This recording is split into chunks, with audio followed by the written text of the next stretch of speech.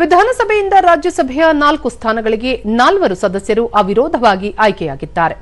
ರಾಜ್ಯಸಭೆಯ ಹಾಲಿ ವಿರೋಧ ಪಕ್ಷದ ನಾಯಕ ಮಲ್ಲಿಕಾರ್ಜುನ ಖರ್ಗೆ ಕಾಂಗ್ರೆಸ್ ಅಭ್ಯರ್ಥಿಯಾಗಿ ಮರುಮೈ ಆಯ್ಕೆಯಾಗಿದ್ದಾರೆ. ಪವನ್ ಖೇರಾ, ಮನ್ಸೂರ್ ಅಲಿಖಾನ್ ಕಾಂಗ್ರೆಸ್ ಅಭ್ಯರ್ಥಿಗಳಾಗಿ ಆಯ್ಕೆಯಾಗಿದ್ದರೆ ಬಿಜೆಪಿಯಿಂದ ಎಂ ನಾಗರಾಜ್ ಅವಿರೋಧವಾಗಿ ಚುನಾಯಿತರಾಗಿದ್ದಾರೆ.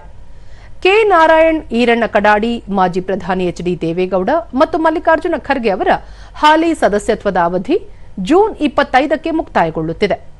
ರಾಜ್ಯಸಭೆಯ ಈ 4 ಸ್ಥಾನಗಳಿಗೆ ಒಟ್ಟು 5 ಮಂದಿ ನಾಮಪತ್ರ ಸಲ್ಲಿಸಿದ್ದರು. ಬೋಜಣ್ಣ ಸೋಮಯ್ಯ ಪಕ್ಷೇತರರಾಗಿ ನಾಮಪತ್ರ ಸಲ್ಲಿಸಿದ್ದರು. ಆದರೆ ಕ್ರಮಬದ್ಧವಾಗಿಲ್ಲದ ಕಾರಣ ವಜಾಗೊಂಡಿತು. ಕ್ರಮಬದ್ಧವಾಗಿರುವ 4 ನಾಮಪತ್ರಗಳನ್ನು ಚುನಾವಣಾಧಿಕಾರಿಯೂ ಆಗಿರುವ ವಿಧಾನಸಭೆಯ ಕಾರ್ಯದರ್ಶಿ ಎಂಕೆ ವಿಶಾಲಾಕ್ಷಿ ಅಂಗೀಕರಿಸಿದರು. ಹೆಚ್ಚುವರಿ ಅಭ್ಯರ್ಥಿಗಳು ಕಣದಲ್ಲಿ ಇಲ್ಲದೇ ಇರುವುದರಿಂದ 4 ಅವಿರೋಧವಾಗಿ ಆಯ್ಕೆಯಾಗಿದ್ದಾರೆ ಎಂದು ಘೋಷಿಸಲಾಗಿದೆ.